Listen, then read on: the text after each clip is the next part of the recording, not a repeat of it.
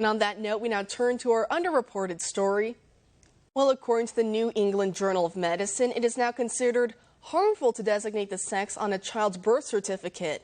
In the December 2020 edition, the journal published an article with nonsensical claims that gender designations on birth certificates offer no clinical utility, can be harmful to patients, and that the practice should be changed completely. You may be thinking that this claim of harm is supported by a new scientific or medical discovery. However, this publication does not list even one specific example of harm caused by sex designations. In fact, the citation for this publication is a single law journal article. This is because there are obviously no clinical harms of designating sex on birth certificates, and the authors know that. But it gets worse. The publication incorrectly states that sex is biologically non-binary. However, those of us who've ever taken a biology course know that sex is very much binary. Biology has only ever supported two sexes, male and female. With me now to discuss is the Director of Government Affairs for American Principles Project, Jon Schweppe. Welcome back, Jon. Hey, Kara, thanks for having me. Great. So what were your thoughts when you first saw this tweet by the New England Journal of Medicine, which is supposed to be a reputable journal? Well, this is unfortunately the marriage of a radical political ideology and all of our institutions. And we've seen it over and over. You know, the scientific community, unfortunately, the Democrats claim to be the party of science. And that's kind of what they, that's their favorite message these days. But let's talk about that. I mean, when it comes to gender, as you said, basic biology, XXXY, it's biological. There are differences between the sexes, and that's okay. But it's right there.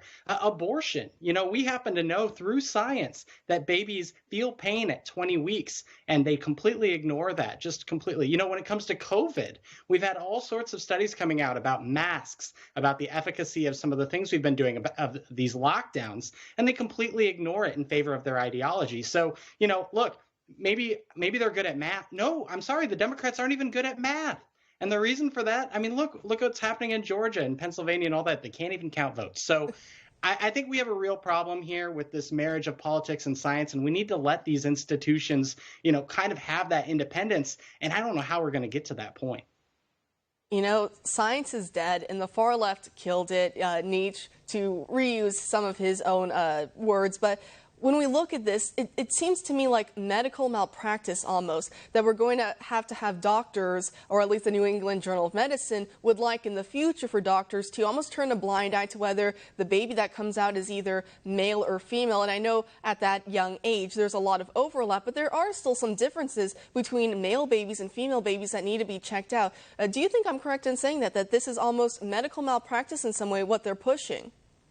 Oh, absolutely. I mean, even right out of the womb, you're talking about what are they going to do with circumcision? Who knows? I mean, how are they going to, but there's more than that. I mean, we're talking about, with transgender people in general, biological men have needs that doctors can attend to, and biological women have needs. And if doctors are afraid of offending them or saying, hey, you're 40 years old, you're a guy, we need to check your prostate, it's going to be a real problem for a lot of people. So once again, it's this ideology trumping science. We've come so far in science, we've come so far medically to where we're able to take care of these people, and to let progressivism corrupt that, it's really wrong. And once again, we see the far left, they're trying to use a real condition, intersex, in order to use it as a Trojan horse almost for the transgender movement. But when it comes to intersex, it's still male, female, and unfortunately we're just dealing with genetic issues when it comes to intersex people. It would be like us changing all of our medical textbooks to no longer say that humans have 10 fingers and 10 toes, because some people are born with six fingers on one hand or 6 toes on one foot. Of course, it doesn't make sense. So as we were talking about, it really goes to something deeper, and it's what the left unfortunately has been trying to do, is trying to destroy normality, is trying to turn tradition upside down on its head, and really what they're trying to get at is the family unit, mom, dad, children. Well, that's exactly right. I mean, when we're talking about gender identity for adults, that's one conversation, right? Like if you're 20-something, 30-something, and you want to identify as the opposite gender, okay. But when we're talking about children, I mean, that's when it gets really corrupted and really abuse. I would say child abuse, like you said, to raise a child in a way to where they don't know what biological sex they are. They don't know what to do with themselves. They out of the gate are having identity issues that the parents, that the medical people are kind of thrusting on them. It's really problematic. And I think that's something we need to really focus on in our messaging in the months ahead. And unfortunately, as we were talking about, it's not just this journal, but also now a look up into Congress. And we're seeing the House Democrats are trying to push new rules to get rid of gendered terms such as father and mother and son and daughter and replace it with non-gendered terms. And then at the same time, they have a preacher go up and use the word amen, which is a non-gendered word, but now they try to make it gendered by saying a woman at the end. What were your thoughts when you saw that craziness over the weekend?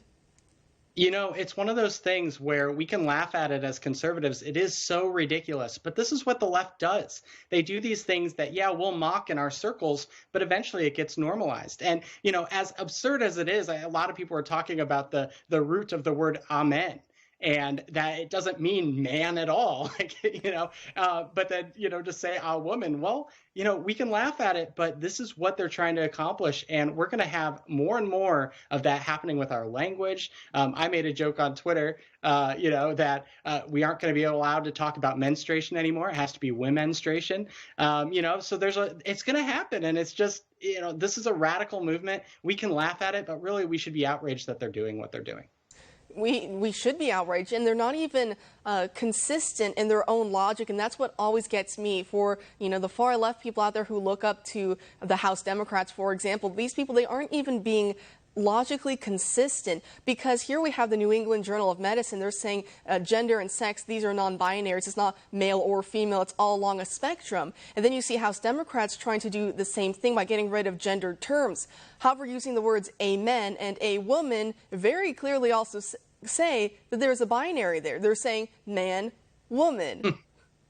No, that's a really good point. Look, I think you're going to find that this isn't really a principled philosophy, so to speak. It's more of just people competing against each other to outwoke each other to be more and more popular with the activists. And the Democratic Party has completely lost it in that regard. And so, we're seeing, I've talked to you about this before, but we're going to see in this next Congress some of the most outrageous legislation that we've ever seen. And it's because this is 10 years ago, we were talking about the woke colleges. This is all of that coming to fruition in the real world. And we have a real problem on our hands. So hopefully Georgia will go well tonight, and hopefully the people there will figure out how to count.